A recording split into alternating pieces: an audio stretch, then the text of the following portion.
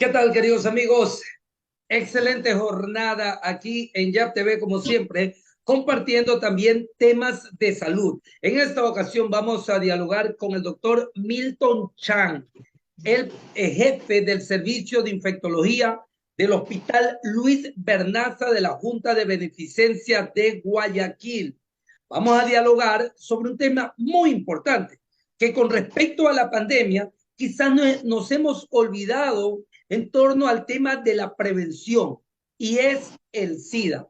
Justo estamos viviendo el mes, la semana de la lucha contra el SIDA, y qué mejor que dialogar con el doctor Milton Chan. Doctor, con la pandemia del COVID-19, ¿se fue el SIDA en el mundo? Bienvenido a YAP TV nuevamente. ¿Cómo está? Muy buenos días, gracias por la invitación. No, la respuesta es no.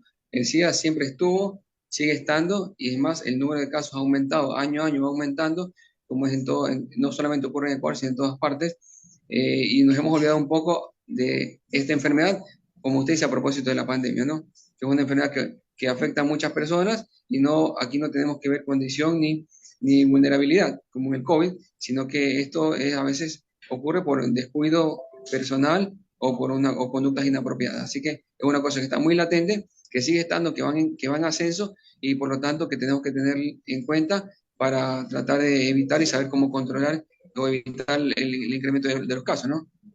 Claro, ahora, doctor, nosotros no somos Estados Unidos, donde hay una sumatoria de razas, de nacionalidades por historia. Acá en el Ecuador ha sido poco. Chinos como usted, Chan, Wojas como yo, los dos de origen chino, a la larga. Pero doctor, aquí está llegando una corriente de otras nacionalidades, lo cual lleva a ese contacto masivo, que no solamente puede ser de origen sexual, puede ser de transfusiones sanguíneas, etcétera. Y son personas que en ocasiones vienen sin ningún control de otros países. ¿Se ha evidenciado algún problema con respecto a este tema en torno al SIDA? No, no creo, Raúl, porque en realidad la enfermedad es una enfermedad latente que está prevalente en nuestro país, y sí, eso tal vez expone, porque no podemos decir que todos los extranjeros que vienen de otros lados nos traen la enfermedad, pero y es una enfermedad latente, pero obviamente sí, eso puede ser que alguna persona tenga una exposición con este tipo de contacto, de manera que lo pueda infectar. Pero en realidad la enfermedad es una enfermedad latente que está en nuestro medio, y por lo tanto hay que tener los cuidados, no de ese punto de vista, sino desde el punto de vista general, sabiendo que está con nosotros y nos podemos contagiar. Doctores, entremos en materia. ¿Qué es el SIDA? Bueno, el SIDA es el síndrome de inmunodeficiencia adquirida, es una etapa final de la infección por VIH. Cuando usted se infecta, tiene la infección por VIH. Inicialmente solo está infectado, no tiene etapa SIDA. A medida que pasa el tiempo y evoluciona la enfermedad, aumenta la carga viral en sangre, disminuye el recuento de CD4, esto va consumiendo la defensa, y en algún momento, por cualquier circunstancia, ya sea por bajos niveles de CD4, por enfermedades oportunistas, ¿ya? O por otras comorbilidades que suman puntos, uno entra en la etapa SIDA. O sea, SIDA es la etapa final de la infección por VIH. ¿En qué tiempo, una vez que la persona adquiere el virus en su cuerpo, ingresa a su cuerpo, en qué tiempo se transforma ya en SIDA o se evidencian los síntomas?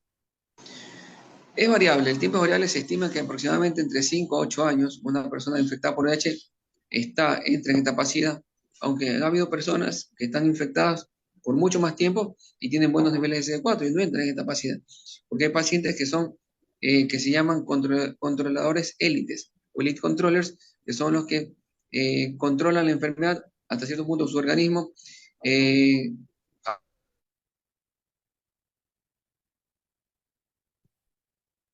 hace un equilibrio con la infección por VIH de manera.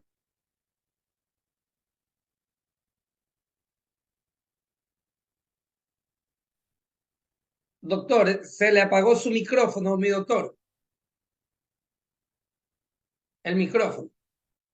Ya, ahora sí, doctor, continúe. Sí, sí. Lo que decía que el tiempo puede ser variable entre 5 a 8 años, dependiendo del estado inmunológico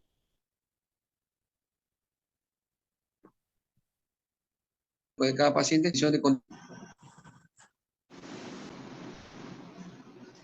Ya, doctor, ahora viene una situación. Una persona que hace ejercicios, una persona que se alimenta bien, una persona que está bien en su inmunidad, ¿siempre el VIH puede rechazarlo? ¿Existe esa posibilidad? No, eso es un mito. La infección se produce porque se produce. Que tengamos más o menos riesgo, dependiendo del tipo de exposición que tengamos, es otra cosa, ¿ya? Pero el hecho de tener buena actividad física, hacer ejercicio regularmente, no te protege de contagiarte. Es un sí o un no, ¿ya? Entonces, sí, obviamente, tal vez la persona que tiene una mejor condición física, mejores hábitos, pueda tener una evolución tal vez un poco más lenta, porque usted sabe que hay diferentes mecanismos inmunológicos que son influenciados por el ejercicio, que tal vez evite una progresión más rápida, ¿ya? A la fase SIDA, pero como que es una cosa que hay que hacer para tratar de evitar, no, de evitar que progrese, no. Puede pasar que nos ayude en cierta forma, pero no es una cosa que lo evite y tampoco que evite la progresión a SIDA, digamos, de la persona que se contagia con VIH. ¿De qué manera ingresa el VIH al cuerpo del ser humano? Bueno, existen múltiples formas de ingresar, de que esto ocurra. La principal causa, la principal forma es la vía sexual. El contacto sexual, sexo no protegido, ¿ya? Sexo no protegido. Esa es la principal forma de contagio, ¿ya? Claro, Luego viene las transfusiones sanguíneas, la vía transplacentaria, ¿ya? Los accidentes cortopulsantes, ¿ya? El contacto con fluidos de cualquier tipo, ¿ya?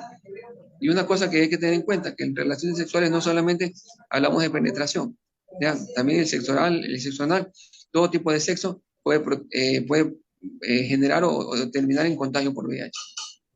ahora, doctor, científicamente se ha demostrado que el orificio del látex del preservativo, ¿ya? El orificio, porque recordemos que microscópicamente hay huequitos, el Sí, huequito es más pequeño que el diámetro del virus del VIH, para que el preservativo sea una protección.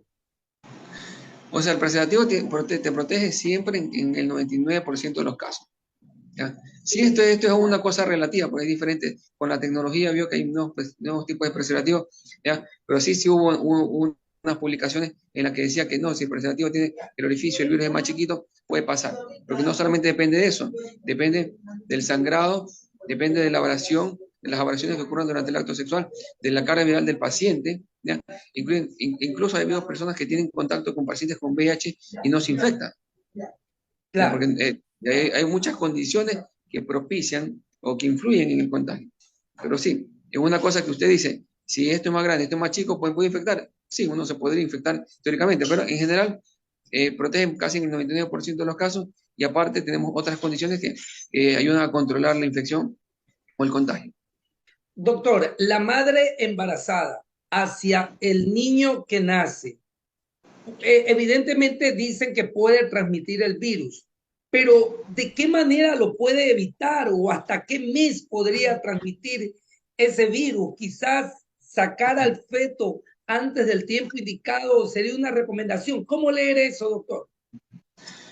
No, el contagio en la forma transplacentaria es durante el parto. Ah, ya. ¿Ya? O sea que en el momento del parto o de la cesárea es que el paciente, la madre y el niño tienen que recibir tratamiento para evitar ese contacto durante la exposición, ¿ya? O sea, que ocurre la infección durante la exposición, perdón. ¿Ya? Ahí, Ahora, porque normalmente el virus no pasa a la barrera transplacentaria, ¿ya? La barrera placentaria. Entonces, el niño permanece estéril, pero en el momento es que puede ocurrir el contagio. Entonces, con el tratamiento apropiado del chico, al recién nacido y de la madre antes del parto, se puede evitar ese contagio. el contagio del VIH, transfusión sanguínea de persona a persona, depende del tipo de sangre quizás o todos No, se contagian. todos se contagian, pero bueno, actualmente ya ocurre obviamente en menor proporción, porque todas las muestras de sangre que se estudian o se sacan ya se analizan en par, se analizan al momento de hacer la extracción al paciente y al momento de transfundirla al receptor, al que va a recibir la sangre. Entonces, o sea, por decirle, le estudia la Cruz Roja el momento de sacarla, o la maternidad, o el banco de sangre que le saque la sangre, y le estudia el centro en el que le va a poner la sangre para corroborar el resultado que viene de afuera. Entonces, eso ocurre en menor proporción. Claro que hay pacientes que están en periodo de ventana, que a veces los niveles son muy indetectables, y puede pasar que ocurra una transfusión, a pesar de que una transfusión sanguínea contaminada, a pesar de que todo esté debidamente controlado. Pero bueno, la posibilidad es muy baja. Aprovechando eso, ¿qué mecanismos son los más adecuados para detectar el VIH? Bueno, el gol estándar para detectar el VIH es el ELISA de cuarta generación, que es el que hacen la mayoría de los laboratorios, o la prueba de VIH que se hace en la mayoría de los laboratorios actualmente. O sea, eso es lo más práctico, fácil, rápido y económico.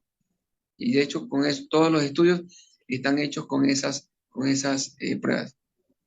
Si es que llegásemos a tener alguna duda, hay unas pruebas que son más específicas por técnicas de biología molecular que se pueden hacer en caso de que salgan resultados dudosos repetidos. ¿Qué mecanismo de prevención entonces tiene que tomar la ciudadanía para evitar adquirir el VIH en su cuerpo y, como usted dice, a futuro, el SIDA? Bueno, creo que esto es conocido, lo sabemos, pero a veces no lo queremos hacer. Sexo seguro, sexo protegido, monogamia y obviamente evitar el uso, el consumo de drogas endovenosas, porque es un mecanismo por el cual también te puedes contagiar, y tener básicamente esos son los controles los cuidados que tenemos que tener en cuenta para tratar de evitar contagiarnos. Doctor, usted hace un momento hablaba de los mitos y creencias. Hace un tiempo decían que habían personas que se dedicaban a esta mala acción de coger una aguja de Perdón. una persona contaminada y hincaba a otro y lo contagiaba. ¿Qué tiempo fuera del cuerpo el VIH tiene vida en el ambiente? Habitualmente se muere rápido, generalmente se muere entre 30 minutos, 40 minutos. El tiempo que demora en desecar la gota de sangre. Depende, si es una aguja canalada, una aguja que tiene canal, ¿ya? Que puede tener sangre dentro, obviamente ese tiempo de desecación va a durar más. Depende el inóculo, eso se llama inóculo. Lo que tiene la aguja, el contacto, el rastro de sangre que queda en el elemento punzante.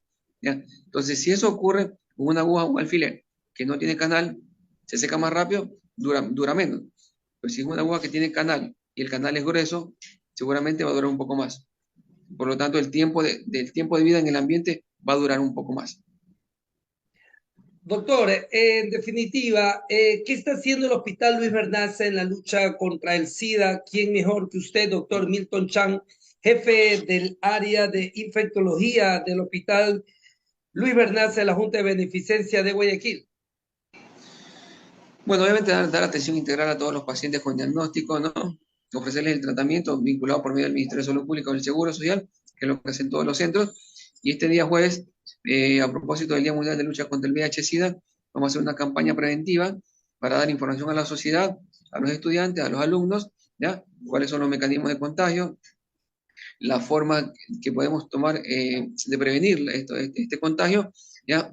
Para tratar de concienciar a la población en lo que se pueda para tratar de evitar la propagación. Vamos a hacer una charla, ¿ya? Y vamos a ofrecer medidas de protección como preservativos para tratar de recordar el uso del mismo para tratar de evitar la propagación del virus, ¿no? Perfecto. Muchas gracias a usted, doctor Milton Chan, jefe del Departamento de Infectología del Hospital Luis Bernaza de la Junta de Beneficencia de Guayaquil, y a través suyo a todo el equipo del hospital, incluida doña Sonia Alvarado, la jefa de prensa. Siempre muy eficiente nuestra querida amiga. Doctor Milton Chan, un gusto. Gracias por comparecer en YAP TV.